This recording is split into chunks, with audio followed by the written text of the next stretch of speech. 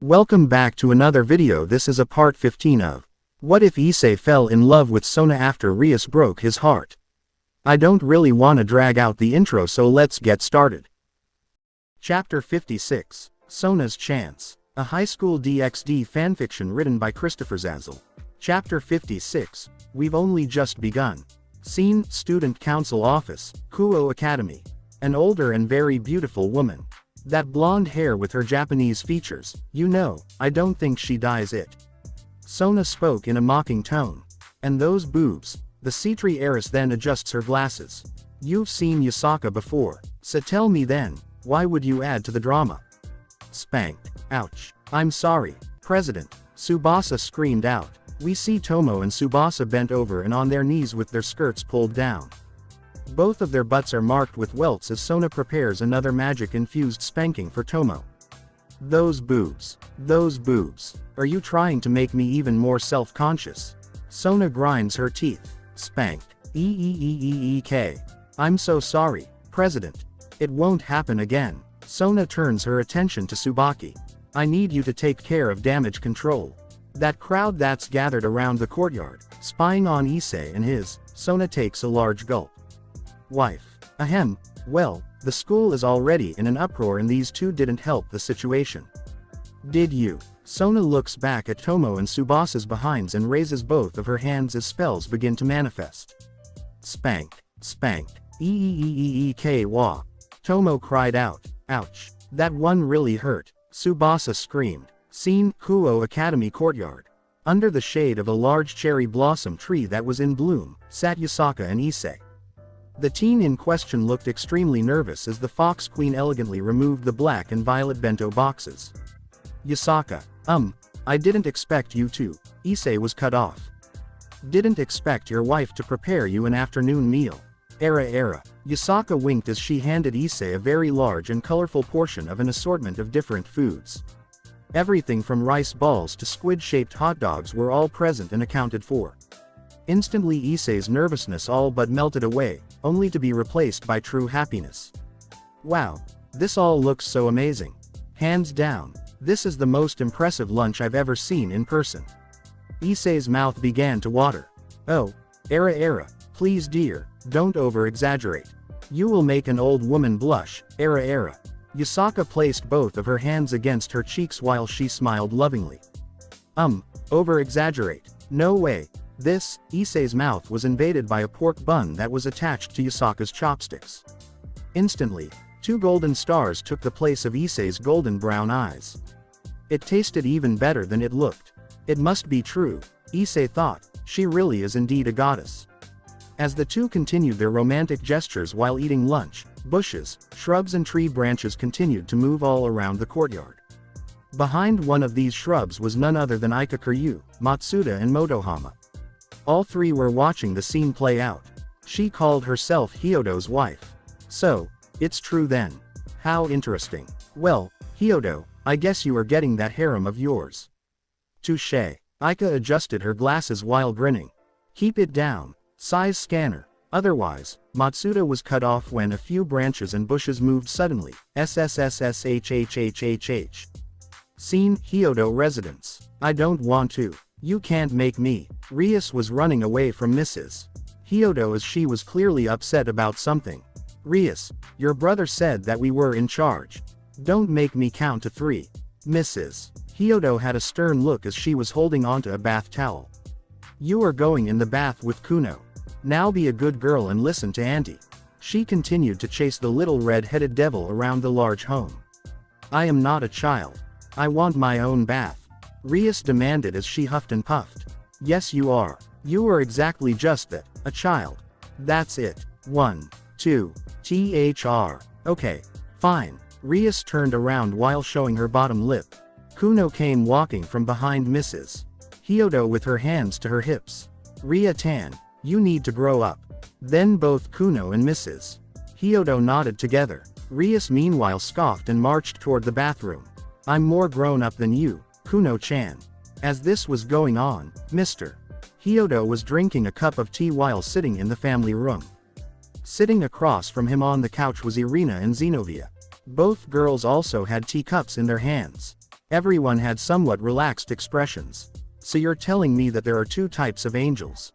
First you have the good ones with white wings and then you have, as you put it, the questionable ones with black wings. I see. So it was a black-winged one that killed my son. Mr. Hyodo showed a slight glimpse of anger under his calm expression. Both Zenobia and Irina nod as the brown twin-tailed haired teen replies. Yes, you're not wrong. But it's a bit more complicated than that. See, with the fallen angels. Mr.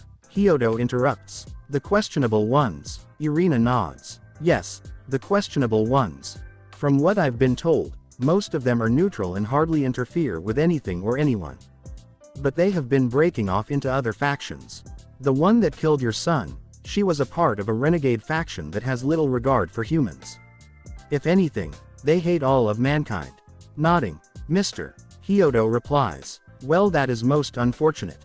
I should be grateful to Rias for saving my son's life, but he's a devil. Zenobia replied, this time while showing a frown. Mr. Hyodo shakes his head. No. It's not that he's a devil. I don't care if he was turned into a monster or an animal, he'd still be my son. It's how Rias allegedly brought him back to life. Issei. Son, I'm sorry. Mr. Hyodo lowers his head and stares at the remaining tea in his hand. Irina nudges Zenobia for the devil comment and then speaks up. Issei is a good boy. Working directly with the servants of the Lord Almighty, I'd like to say that I'm a great judge of character. So, let me tell you, Mr. Hyodo, your son is a good boy. Irina was smiling brightly while she spoke with absolute fervor. Goro Hyodo raises his head and adjusts his glasses. Thank you for being such a good friend to my son, Irina. It really tore him up when your family took you away during your childhood. So, I'm sure he is happy to see you after all of this time, it's just that he's well. Irina giggles. He's just being stubborn, old Issei. Yeah, don't worry, Mr. Hyodo. I'll keep an eye on him, and if someone tries to hurt him like that raven angel of death, well, I'll give them a piece of this. Unraveling from her arm was the Excalibur mimic as Irina held it into the air proudly. Mr. Hyodo tilted his head and then turned his attention onto Zenobia.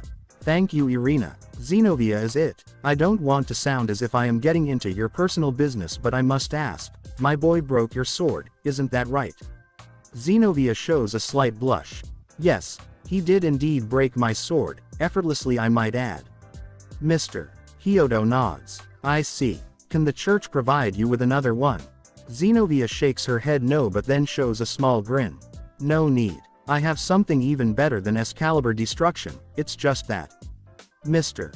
Hyodo raises an eyebrow. It's just that what? Irina giggles. She can't quite control it yet, hee. Shut up. Zenobia snapped back at Irina. Mr. Hyodo finally began to laugh a bit. Hey, well, it looks to me like the both of you, regardless of your professions, are still just kids. It's funny if you think about it, how Issei's girlfriends, who are devils, and you lot, exorcists of the church, seem to be so similar. Haha, Irina showed a worried smile as she faked a laugh. Ha, that is totally not true at all, not even in the slightest, ha. Zenobia was nodding in agreement. Absolutely, not even close. We are nothing like Hyodo's girlfriends. At the thought of Issei, Zenobia couldn't help but blush. Scene, Kuo Academy. Alright, enough is enough. Get your little asses back to class right this instant. A taller woman with black and violet hair wearing a teal tracksuit was screaming at what looked to be shrubs and trees. Issei and Yusaka turned around to see this olive-toned and very attractive older lady, seemingly screaming at nothing. However, to their surprise, a plethora of Kuo Academy students began to pop out of the woodwork per se. Heads sprang from the tops of shrubs as bodies began to fall from the tree tops. Each and every student then ran at top speed toward the entrance doors to the school with great haste. Yusaka began to giggle. Era. Foo. Issei, darling, it seems as though you are quite popular at your school. I would expect nothing less of my husband. Kisu, the fox queen, leaned inward and gave the flustered teen a kiss on his cheek. And you too. Stop that. This is all your fault, Hyodo. The woman in the tracksuit was now standing over the sitting pair with her arms folded. Era, miss, can I help you? Yasaka smiled warmly. The lady in the tracksuit crouched down at eye level as she fiddled with the toothpick in her mouth. Yasaka of Kyoto. From what I've come to understand, foxes are supposed to be masters at illusion magic, right? So then maybe you can explain why you would appear in practically your true form, at my school, wearing that, while causing a major disturbance. Yasaka tilts her head questioningly. I'm sorry, miss, but did you just say, your school? Issei clears his throat while showing a nervous smile. Yasaka, that's the principal. Then it hit him, how the hell does his school principal know about Yasaka? Wait a minute, Issei stares back at the woman in teal. You know about the supernatural. Common kid, I wasn't born yesterday. The principal smiles with a toothy grin. Issei thinks for a moment. I think it was the first time I got caught with dirty mags. I was sent to the principal's office and she smiled back at me, just like now. She tossed me back my magazines and told me to find a better hiding spot and then told me to go see Sona from now on. I thought that was strange and I didn't really put too much thought into it until now. I wonder if she's a devil. Yasaka smiles warmly. I see. So, principal is it now? Tell me, did you finally meet a devil that was worthy of your services, Yang? Lifting an eyebrow, the black and violet-haired woman showed a surprised expression. Can you recognize me? Yasaka giggled into her hand. Foo, you said it yourself. Foxes are masters of illusion. Era. Foo. Don't get me wrong. You had me fooled for a moment, that is until you came closer. The now known Yang showed a slight scowl. Principal Yang. Yaso, is she a demon or something? Issei was looking back at Yasaka for confirmation. The Fox Queen looks back into Issei's eyes with her own golden pair. Yang is a dragon, and from what I can sense, she is your Sona's familiar. Yasaka turns her attention back to Yang. Isn't that right? Era. Scene unknown location. So, tonight is the night, Well, I suppose it's as good a time as any, NYA. Kuroka was looking over her outfit. She had her hair pulled up into a large bun while she wore a business skirt along with a blazer, both black in color. Putting on a pair of costume black-rimmed glasses, Kuroka broke into a few poses while looking at herself in the mirror. You look fine, Neko. Let's go over the plan one more time. Office, who was wearing a black and pink sundress, attached her last pink ribbon to her long black hair. But NYA, look how adorable I look. It's not easy to maintain a figure such as mine, you know. I have to take care of myself to look this good. But then again, I suppose someone such as yourself couldn't possibly understand, NYA. Kuroka turned around in a circle to observe her own behind. Office looks down at her own little body and then back up to Kuroka's very curvaceous one while tilting her head. Neko, do human males admire such a figure? Kuroka nods while grinning. Most men love curves and flawless skin. Though I must admit, there are those who prefer the petite type. Why do you ask, NYA? Kuroka then stares deeply into Office's gray eyes as her grin increases. Are you actually asking me what type of figure Issei Hyodo is attracted to? Office, probably for the first time in her life, nervously smiles. I don't, Chapter 57, Sona's Chance. A high school DxD fanfiction written by Christopher Zazzle. Chapter 57, and yes, we've just begun. Scene, courtyard, Kuo Academy. Okay, so I've gotta ask, Principal Yang. If Sona is your master, doesn't that mean that she is one actually controlling Kuo Academy? Issei was looking back and forth from Yang to Yasaka with a questioning expression. Yasaka began to giggle. Foo, your Sona is truly an interesting woman. Yang simply nodded and then stood back up onto her feet. Well, speaking of, don't be surprised if you get an earful from the president about your wife showing up like this. And Yasaka of Kyoto, please next time, use a bit of discretion. Yasaka smirks. I was using discretion, thank you. I mean, if I wasn't using discretion, wouldn't I look more like this? Instantly Yasaka's golden tails and ears pop out from nowhere as she smiles innocently. Yang's face contorted into sudden nerve-wracking fear. Stop that, right now. These humans are already excited enough over your earlier antics, but this. Issei was looking back toward the school and sure enough, faces were peeking from the upper windows. Meanwhile Yang continued to argue with Yusaka as the fox continued to play games with the dragon. Scene, Student Council Office. Sona pointed toward her front doors with a stern look as Tsubasa and Tomo walked out with their hands covering their sore butts. Hearing some arguing outside of her window behind the large desk, Sona went to investigate as she opened the window pane. Taking off her glasses for a moment, Sona wiped them down rapidly with a cloth before placing them back on. Issei and Yusaka were sitting on the ground and under the large cherry tree as Sona's familiar, Yang looked to be arguing with the fox woman. Sona could at least tell that Issei had an expression of overwhelming concern as his wife released her facade of humanity. It looked ridiculous to the sea tree heiress, seeing a full-grown dragon and a fox goddess both arguing like children. Yes, Issei was indeed the sensible one, thought Sona. But that fox woman seems to live up to her reputation of being a trickster and prankster, there was no doubt about that. The end of lunch bell finally went off. Principal Yang looked back toward the school and finally noticed all of the peeping from the upper windows. "I see you, little punks. Get to class," Yang screamed out with an amplified voice that was clearly supernatural. This was enough to clear the onlookers from the windows as Yang, while now ignoring Yusaka and Issei, ran back into the school itself while screaming at random students for random things.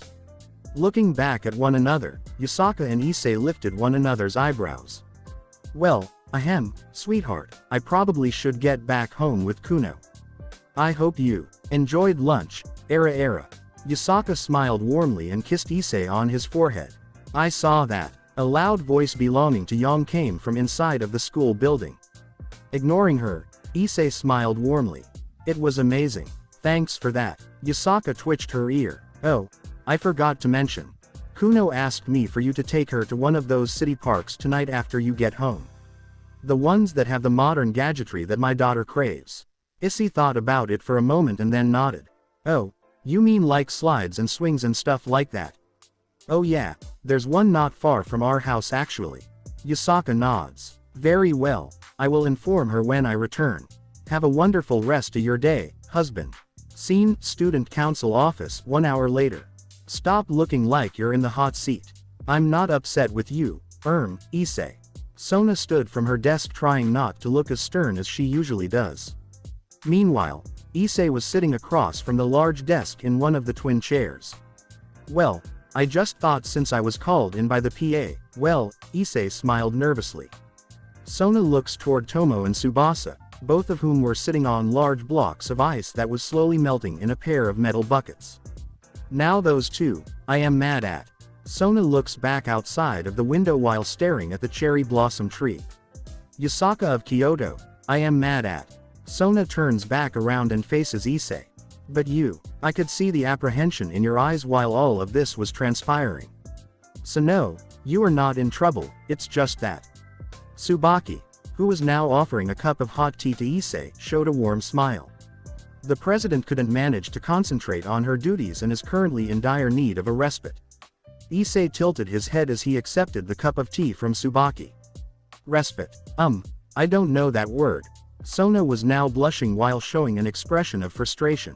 "Hyodo. Respite. A short period of rest or relief from something difficult or unpleasant." Issei nodded enthusiastically. Got it. You're tired and wanna relax, I got it." Sona slumped back into her chair while nodding. Good." Tsubaki then looked toward the girls sitting on ice blocks. "Let's leave the president alone, besides you both have classes in 10 minutes. The queen of the sea tree peerage turned back toward Issei. "I will speak to your science teacher about your absence during your next period." Tsubaki then winked before walking out of the room with Tsubasa and Tomo. As the doors shut, Sona immediately stood back up from her chair and walked toward the large sofa near the corner of the student council office. She then slowly laid down on her back while using a pair of cushions for her head. "Issei, come here," Sona spoke casually. Nodding, Issei walked over and was now standing over Sona. "What's up? Lay down." Sona now patted her chest. "Oh dear old man of perversion, I thank you." Issei happily did what he was told while he carefully laid down on the other side of the sofa. As the two were embraced, Sona took in a deep breath. "Comfortable? Oh yeah." Issei nodded while enjoying the sensation of Sona's chest. "Good. Then stay put until I wake up." Sona was smirking as she removed her glasses. Time skip, end of the school day. Ding ding ding dong, ding ding ding dong. Issei raised his head hearing the loud end of the school bell blasting through the PA speakers. Realizing where he's been sleeping, Issei looked back down at a sleeping Sona. She had her mouth open and her eyes closed. Issei then looked back down at her ample chest. It looked so inviting. The sounds of Sona breathing added to the invitation. Slowly laying back down, Issei didn't care what time it was, he just wanted more of whatever Sona was doing to him. Before he could close his eyes, the front doors of the office flew open. This stirred Sona as she immediately reached for her glasses. Oh shit. Saji immediately placed a hand over his own eyes. Eek. Momo screamed out. We can come back another time. Ruruko showed a slight grin. We are awake. What time is it? Sona yawned casually while using her free hand to hold a now struggling Issei in place against her chest. Still with his eyes over his face, Saji replied. The school bell rang just now. It's the end of the day, President. Sona's grip got instantly tighter as Issei stopped moving. Nobody woke me. I slept the entire day. I've become a deviant. Sona now had both of her arms around Issei as she started to heave in and out. Issei finally spoke, though he was muffled slightly. It's okay. You run this school. What are they, muffle, gonna do? Expel you. Sona immediately responds while showing expressions of severe anxiety. That's not the point, Baka. Scene en route to the Hyodo residence, 30 minutes later. Yeah, Sona, I can totally stay at your place tonight, not a problem. Issei was walking home with Asia, who was holding his hand, Kaneko, who was holding his other hand, and Akano, who was walking behind Issei with her arms over his shoulders as he was speaking into a floating communication circle that was blue in color. Instantly, a screeching sound came through the circle. Are those moving vans here for my place? What the hell? Calm down, President, I'm sure it's just a mistake. The hell it's not. Look at the moving trucks. Tsubaki, read what it says. Leviathan Moving Company. We move anywhere. Serafal. The communication circle vanished. Issei and the three girls stopped walking and all titled their heads in confusion. Scene, Sona's apartment. Sona was marching up toward a pair of large men who were wearing yellow hard hats. Hey, you, that's my bed. Who put you up to this? Hehehehe. Hey Sotan. Hello. Tsubaki. Serafal came peeking from the corner. Wearing a yellow hard hat, Serafal Leviathan was wearing a t-shirt with the company logo as she was showing an expression of excitement. You. Sona pointed toward Serafal as she began to grind her teeth. Don't be mad, I promise that everything will be put back exactly as before. It's just that you will be much closer to our boyfriend. Serafal winked. Are you implying that the president lives with Issei Hyodo? Tsubaki seemed disinterested. I am implying that Sona and you will still have your dorm. I know that my sis likes to live like the common folk. So, I've talked it over with Mr. and Mrs. Hyodo and they agreed. A remodeling of the Hyodo home was made while you were in class. It will be identical in every way to your original setup. Serafal now waited for Sona's response. Sona thought about it for a moment and then spoke up. I'm still paying the Hyodo's rent and utilities. Serafal nods. Okies. Scene, Hyodo home. Issei. Papa-kun. Both little Rias and Kuno tackled Issei as soon as he entered the house. Smiling at the kids, Issei looked down and replied. Hey you two, had a good day. Both nodded. Kuno then tugged on Issei's shirt. Mommy said you're taking me to the park today. Issei nodded. Yup. Just give me a few minutes and I'll take you. Rias grumbled. Oh. Issei noticed and smiled nervously. You can come too if you like. I just thought you might be too grown up to wanna play. Rias shook her head. I wanna go. Alright then. Give me a few minutes and we can go. I figured we have some time before supper. Issei patted both girls on the head. Scene, Kuo Park. 20 minutes later. Seriously, I was just at the house and didn't notice any changes. Issei was speaking into another blue and floating communication circle as he was using both of his arms to swing little Rias and Kuno on a chain-link swing set. The circle pulsed. Yeah, it was my sister. Believe me, I was very upset seeing all of this go down right after school. Issei laughed. Yeah, Milky is funny like that. There was some silence on the other end at first, then the circle pulsed again. I don't know why she insists on you calling her that. Anyway, I'll be at our place in a bit. Issei nodded. Sounds good. I should be home in a bit. The circle disappeared as Issei now looked in front and at the backs of both girls' heads. Did you two want to try out the monkey bars? Both girls shook their heads. So I guess the swings are your favorites then. Issei smiled nervously. Both girls now nodded. Issei thought it was odd that there was nobody else at this park on a weekday. Usually this place would be packed, but that wasn't true today. All of the sudden, Issei noticed a third person using the swing set. Was she there earlier and he just hadn't noticed? Only seeing the back of her, Issei noticed jet black hair and a black with pink sundress. She wasn't swinging, rather she just sat there very quietly. Issei looked around the park for anyone else, possibly this child's mother. Then Kuno and Rias finally noticed this girl and looked toward her with questioning expressions. Hello. My name is Kuno. What's your name? You're very pretty, you know. Kuno, who was closest to this black-haired girl, showed a warm and inviting smile. Rias then glanced over and smiled. I'm Rias, pleased to meet you. The girl said nothing, however she did raise her head into the air while looking back toward Issei. Seeing her blank and gray eyes, Issei couldn't help but feel a tingle in the back of his neck. Hello, my name is Issei. Are you alone? Issei continued to push on both Kuno and Rias's swings. I am Office. I am always alone. The blank girl said matter-of-factly. Issei tilted his head. Office. Is that foreign? Wait. You said you're alone. Where's your mom and dad? The now-known Office stands from her swing while turning around. She was very small, pale and didn't wear shoes. She then pointed toward Issei while still showing zero emotion. Oh, there you are, honey. NYA. Another woman came from out of nowhere. She was an older woman with black hair, a black skirt and a black blazer. Issei assumed it could only be this child's mother. Office, sweetheart, haven't I told you that it's impolite to randomly point at strangers? The golden eyes and very beautiful woman approached even closer. Office lowered her arm and finally showed a small amount of emotion, this being embarrassment. Mo there. I see. Yes. I will improve my mannerisms. Why hello. Folks, I sure hope my little daughter hasn't been bothering your family. The woman in black spoke up while taking hold of Office's hand. Not a problem, ma'am, Issei replied while smiling nervously. It's just that when she said she was alone, well, it sounded a bit concerning is all. I see, yes, Office is a bit shy is all. By the way, you can call me Kuroka, NYA. The woman held out her free hand to shake Issei's. Chapter 58, Sona's Chance. A high school DxD fanfiction written by Christopher Zazzle. Chapter 58, So Many Roads to Choose. Scene, Kuo Park. Rias tilted her head. Office. Issei looked back over and toward little Rias, who was deep in thought.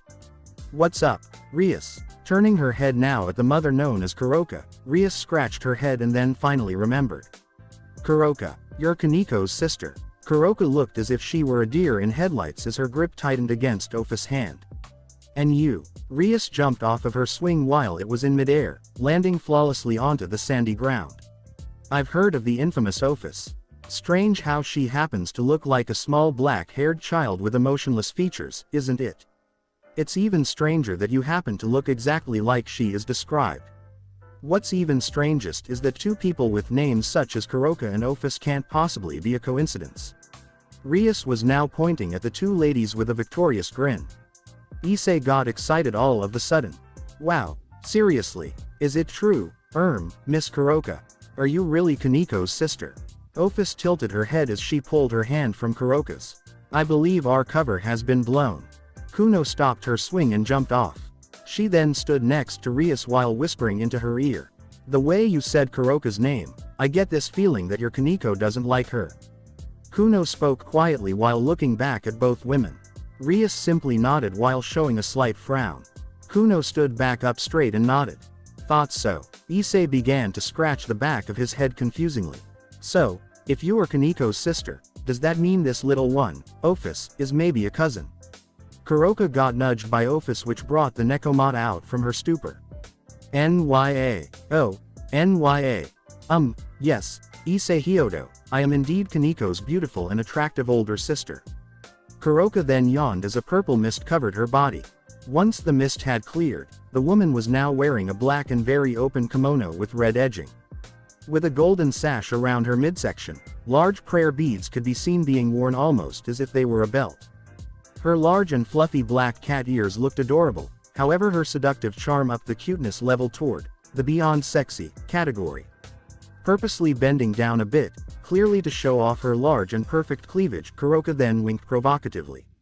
"Nya. Like what you see, boy." Ophis decided that her plan wasn't going to work now, and because of that, she simply sat down onto the sandy ground. "No, no, no." Ophis was staring at her shoeless feet and repeating the word, "no," over and over. Meanwhile, Issei turned his attention from a very attractive cat girl to a now upset little girl. Ophis-chan, are you alright?" Stopping her repeating, Ophis now became silent while looking back and up at a standing Issei. Kuroka started to get a bit nervous as her smile showed a bit of fear behind it. "Ophis, honey, shit, never mind. Boss, what do you wanna do now?" "Nya." Ophis continued to stare at Issei. "Do nothing." Kuroka folds her arms as her mannerisms change into confusion. "Do nothing. What's that supposed to mean?" Issei snapped one of his fingers. "I got it. How about the two of you come back to the house? I bet your sister would be happy to see you. What do you say, Rias?" Issei turned to look toward both little Rias and Kuno with a happy smile. To his surprise, both girls shook their heads with frowns on their faces. Kuroka then spoke up. "I don't think Sharon would want to see me." The Nekomata now looked a bit sad. "Oh, I see." Issei turned his smile into a frown rather quickly.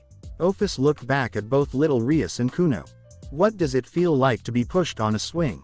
Both girls looked at one another and then back at Ophis strangely. Kuno then showed a warm smile. "Ophis-chan, wanna find out?" The little fox princess grabbed hold of Rias's little hand as she pulled her along while she ran toward the sitting Ophis. As the two girls stood over a now confused-looking Ophis, Kuno held out her free hand. "Come on, Papa-kun is really good at pushing the swings." The infinite dragon god thought about this for a moment while she stared at Kuno's open hand. Kuroka had a nervous smile as she watched what was happening in front of her. Rias then apprehensively held out her free hand as well. "Kuno is right. Issei is great at childish stuff like this." Issei laughed at this for a moment, only to think about what that little redhead had really meant behind that. Hee. Hey. Kuroka.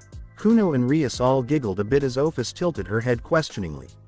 Moments later, Issei found himself not only pushing Kuno and Rias's swings, but he was also pushing on Ophis and now Kuroka's swings as well. "Wait a second, these three are light, but you." Kuroka turned her head and scowled toward Issei. "Are you saying I'm fat?" "Nya." Issei shook his head rapidly from left to right. "No, you are light as a feather. I was just implying that you don't feel a bit too mature for something like this." "Are you calling me old?" "Nya." Kuroka's scowl intensified. "Oh god no. Ouch." Issei grabbed his head. Rias also reached for her head as did Kuroka. Ophis tilted her head while blankly looking behind her and at Issei. "Higher. Issei Hyodo. Higher." After some more time went by, Kuroka and Rias began to speak. "So, why are you here, Kuroka? You're wanted in the underworld, so why risk getting caught? Do you want to see Kaniko that badly?" Little Rias was pumping her legs to make her swing go even higher. Kuroka stopped her swing as her sandals touched the sandy ground. "Well, I would like to see her, Nya. But she doesn't understand, and to be honest, I really don't care. I could take her, you know. It wouldn't be that hard. I may not look it, but I am very powerful. Nya." Kuroka showed a grin, however there was sadness behind it. Rias then jumped off of her swing once again, while landing flawlessly, also again. "If you so much as harm a single hair on my rook's head, oh." Rias had one hand on her hip as her other was pointing aggressively toward Kuroka. Kuroka stood from her swing silently. This action somehow didn't sit well with Issei as he instantly stood in between Rias, Kuno and, to her surprise, Ophis, while facing Kuroka with both of his arms held out. Showing a very serious look, Issei didn't budge. Kuroka stood still while staring back at Rias with an unreadable expression. I only said that I could. I never said that I would. Nya. Kuroka then sat back down into her swing and started at the ground in front of her. Issei looked behind him and at the standing Rias while Kuno and Office still sat on their motionless swings. Office found herself feeling something. It was almost like before. She felt warm and oddly safe. Why would that be though? An infinite dragon god is just that, infinite. Why would something such as Office have such a random feeling? This was beyond strange as the Ouroboros dragon attempted to quantify what was happening within herself. Then a blue and glowing circle appeared over Issei's head. Come on, turn the radio on. It's Friday night and I won't be long. Gotta do my hair. Put my makeup on. It's Friday night and I won't be long. Issei didn't know that telecommunication circles could produce custom ringtones, but alas, here was Sia. Yeah, answer. Issei screamed back into the circle as all involved looked back at him. Rias found herself mumbling the song to herself. Where the hell are you, Baka? It's far past dark and your parents have dinner ready. Issei, darling, is everything alright, dear, era. Number 1 fan. Can't wait to show you what I've done to your house. The voices of Sona, Yusaka and Serafal came blasting out from the circle almost all at once. Moments later as the circle vanished, Issei looked back at both Kuroka and Office. Well, since you're in trouble and stuff, I won't say anything about it. I mean, you guys seem nice enough and all. So yeah. Kuroka tilted her head. Nya. Rias stomped her foot down while showing a scowl. No way. We need to report both of them to my brother. Kuno had a worried look as she reached for Office's hand. Not her. She's just a kid, like us. Rias shook her head rapidly. Not like us. I'm a grown-up. Office was looking back at Kuno and then toward Issei as her head tilted slightly. Issei met eyes with the black-haired child and frowned. You're in trouble too. Office shook her head. I am infinite. Issei Hyodo. Devils, angels, pantheons, it does not matter, I am Office. The infinite dragon god then looked toward Kuno. She then showed a small smile as she gently removed her hand from the fox princesses. But Kuno held her hand out while looking sad. Still showing a slight smile, Office raised her hand into the air. Instantly, both her and Kuroka were covered in long and black appendages that ended in human-shaped hands with spidery fingers. Within another moment, both had vanished into nothing. Issei found himself huddled around both Kuno and little Rias in a protective stance. What in the heck was that? Rias shook her head slowly. Office, the infinite dragon god. That was definitely her alright. And she is with Kaniko's sister. Why were they here? Then both Kuno and Rias stared at one another until their eyes fell back onto Issei's. Instantly, both girls came to a conclusion. Issei. Rias squeaked. Papa-kun. Kuno screamed out. Scene unknown location. That was terrible. Nya. I knew we should have avoided Rias Ramori.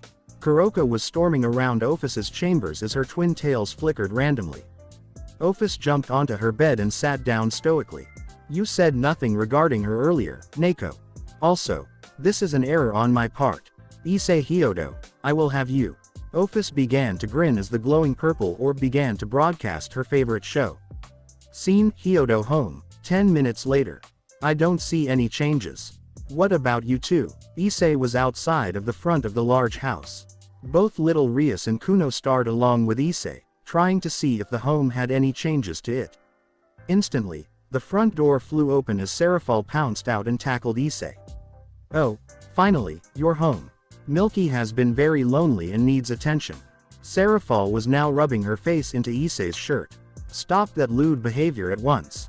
Sona came storming out while noticing a grumpy-looking little Rias, which made her think of something as a smirk grew on the Citri heiress's face.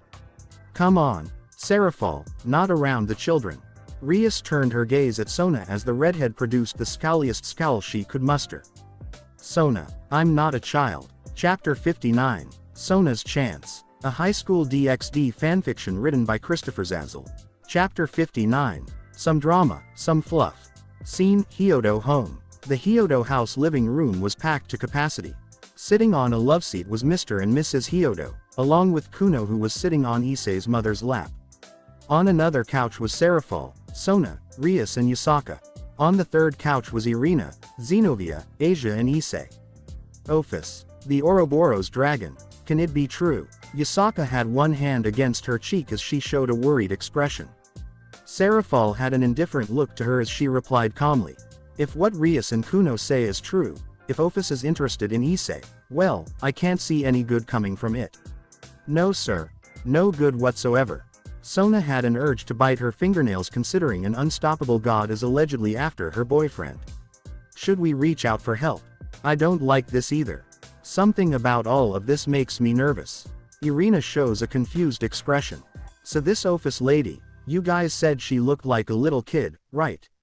I really don't see what all of the fuss is about. Zenobia nodded in agreement. She sounds like an overpowered midget. The blue-haired girl turns her attention onto Issei and shows a victorious smile. Don't you worry a single hair on that lovely head of yours. After all, you got celestial experts who serve at heaven's request. Irina nods as does Asia. Asia places both of her hands together in a prayer-like position. Amen. Most of the room screams, ouch, as they grab their heads in pain. As Issei takes his hands away from his no longer throbbing head, a small and orange-colored circle appears over the teen's shoulder. The room got quiet suddenly as everyone's attention was directed at this glowing and orange circle which bore a familiar crest. Issei looked around the room while not being quite sure what to do. Little Rias jumped from the couch she was on while getting a strange glance from Sona. That's the Phoenix symbol. Rias had a shocked expression as she was now pointing at said circle. Issei looked back at Sona and shrugged his shoulders. Should I answer it? Sona thought for a moment and couldn't come up with a reason as to why the House of Phoenix would be contacting Issei of all people. Well, I don't see the harm in it. Serafal pulled her sister in close as her arm went around her younger sister's back. I bet that's little Ravel's parents, calling to thank our cute little fan. Yasaka smiles warmly. Issei has such a kind soul. Mind you, this isn't my opinion. No, era, for I can see his soul and it is indeed very nurturing and loving. Yasaka places both of her hands to her cheeks while she blushes. Issei's parents both look back at one another while Kuno looks upward at the two. Mrs. Hyodo shows a very warm smile, however her eyes begin to tear up. Mr. Hyodo is showing a similar expression, however he holds it back just a bit better. The little fox princess nods while showing an infectious smile of her own. He's a really good swing pusher too. Kuno seemed overjoyed at her own comment as both of her little arms were in the air. Issei takes a deep breath and then looks back at the circle. Hello. A quick pulse of flames shot from the floating circle which settled down into a small humanoid figure. This almost looked like a hologram as the image was slowly turning from blurry to sharp. Finally, Issei found himself looking at a 1-foot-tall hologram of Riser Phoenix. Took you long enough to answer the call, Hyodo. PFF'd. Riser looked to be in a horrible mood as he stood with his shoulders slumped over. Issei didn't know what to say as he looked back at Sona for some kind of confirmation as to what to say. Sona looked toward Serafal as Serafal looked toward Yasaka. Realizing that he wasn't going to get any help, Issei looked back at the hologram. Oh. Hey, Riser. What do you want, man? Issei took a deep and dry gulp. Cut the shit. My mom is all googly goo over your punk ass and it's fucking annoying. Riser punched what looked to be a column of some sort, which caused the thing to explode into pieces. Issei lifted an eyebrow. Your mom. Why would she? That crap you pulled, saving my sister from those assholes. Well, she made me call you. Be grateful. Riser punches another pillar. Oh. Don't worry about it. I would have done it for any. Issei was cut off when Riser grabbed his side of the communication circle which made the camera end focus only on the Phoenix Devil's face. Almost as if he were a cartoon character, Riser's mouth showed sharp teeth as he screamed. Don't give me that crap. Shut up. Damn it. Damn it. I can't say it. I won't. Issei had to scoot away from the circle as the volume was almost ear-piercing. Dude, calm down, man. Riser took a moment while taking in a deep breath. I can't believe I am going to say this, damn it, Hyodo. Mom, Lady Phoenix and my father are inviting you to the manor. If you say no, then I'm going to come over there and kick your ass, you cheating bastard. Issei tilted his head. Cheating. Listen, birdseed breath, if you want a rematch, you just name the place and the time. And don't worry, I won't need any holy items to take your punk ass down, not this time. Riser stopped moving for a moment and then slowly began to form a grin. After the family dinner, backyard. Just you and me, shrimp. Then mom and dad can see how weak you really are and then Ravel won't have to mar. Riser caught himself at the end of his sentence and placed both of his hands over his own mouth. Issei held his breath and did his best not to internally finish what he thought Riser was going to say. Rias ran over toward Issei and jumped onto his lap while looking very upset. Before Issei or anyone else could respond, Rias proceeded to scream at the 1-foot presentation of Riser. Get bent. Riser. Issei isn't going anywhere. Rias. Is that you? What the hell, Hyodo? Did you do that to her? Riser had his side of the circle close to one of his eyes as a giant eyeball was looking back at the onlookers. Riser can't believe what he is seeing. Are you even old enough to be in high school? Ha ha ha ha ha. Rias's face began to turn the same shade as her crimson hair. Shut up, you stupid deep-fried freak. Riser scoffs while he releases his end of the communication circle. Whatever. Hyodo, listen up. Ma. Lady Phoenix will be contacting you shortly. Do not make it a missed call. Get it? At his final word, Riser proceeded to flip Issei off along with anyone else who was watching before the communication got cut off in an orange burst of flames. The fuck just happened? Issei was now staring back at Sona, then Serafal and finally, Yusaka. All three girls shrugged, however Sona looked a bit upset suddenly. Issei, I don't like the idea of you getting into a fight with Riser Phoenix again. Sona stood up from her side of the couch as she adjusted her glasses. Also, Issei, language please. Mrs. Hyodo had both of her hands over Kuno's fox ears. Issei turned toward the fox princess and forced a smile along with a wink. Sorry, kiddo. Kuno pushes Mrs. Hyodo's hands from her ears while showing an insulted expression. What is she doing there? Instantly the room turns their attention toward Issei's lap. Rias, who was casually stretching, finally noticed multiple eyes on her. Scene unknown location. Ophis was in deep thought regarding what she was seeing in front of her. Staring ever so deeply into the purple sphere, the infinite dragon god began to go over her internal questions. Why do I want to be there? Why does that specific place seem so inviting? Is this what it feels like to be tempted? I see. I want to be there more than I want silence in the dimensional gap. That cannot be though. Is it comfortable there? Is it like the swing? I must know. Also, I do not like that red-haired girl. Kuroka, who was sitting next to Ophis on the bed, noticed what the little black-haired girl was transfixed on. This made the cat girl begin to grin and blush all at the same time. Nya, wanna sit on his lap? Kuroka purred. Ophis turned her attention back onto Kuroka very quickly while feeling as though she was caught off guard. No. Kuroka lifted an eyebrow as her grin intensified. That was a very fast answer. Dare I say, it almost sounded desperate. Ophis-chan, it's okay to admit it. You want to sit in his lap. Right. Nya. Ophis showed a very emotional response to Kuroka's question as she looked embarrassed while she puffed her cheeks out almost like a child. Scene Hyodo home. 10 minutes later. Be astounded. Be impressed. Praise me. Behold, Sona, your humble abode. Serafal was dancing around in a circle as she danced off of the elevator that led to an unknown basement level. Tsubaki showed up at the Hyodo house moments ago as she followed the Citri sisters and Issei with her usual stoic expression. I don't see how this will be anything close to how we previously were living. Tsubaki found herself eating her own words the moment her surroundings looked extraordinarily familiar. Wait, how did you? Sona. Issei and Tsubaki were staring at Sona's apartment, the interior part anyways. Everything looked to be in its place as before, however the windows were showing the street view of Kuo somehow. Sona walked toward the window and tapped the glass lightly. The outside of the home seemed to flicker as if they were looking through a monitor of some kind.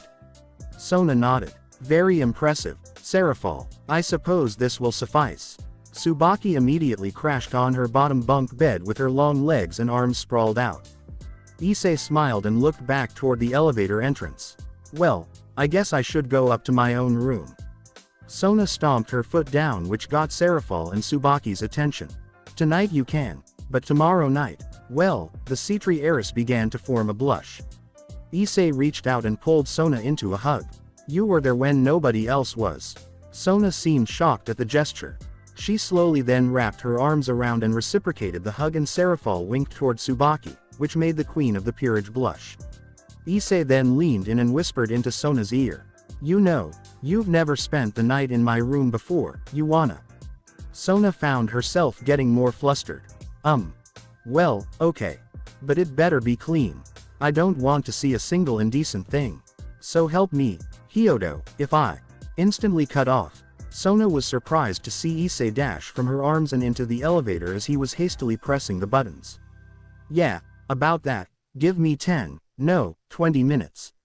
Issei was smiling guiltily as he was desperate for that elevator to go up. Serafal bursted out laughing. Hey, my Issei-kun is an Eki-kun. Hey. Oh, wait, how about I come with you? I can help clean up your messes and stuff, wahahaha. Serafal started to make a mad dash toward the elevator as the doors finally began to slowly close. Seeing this, Issei pressed the buttons even faster while not wanting Serafal to do something mischievous with him or to him as he attempted to hide his perverted evidence.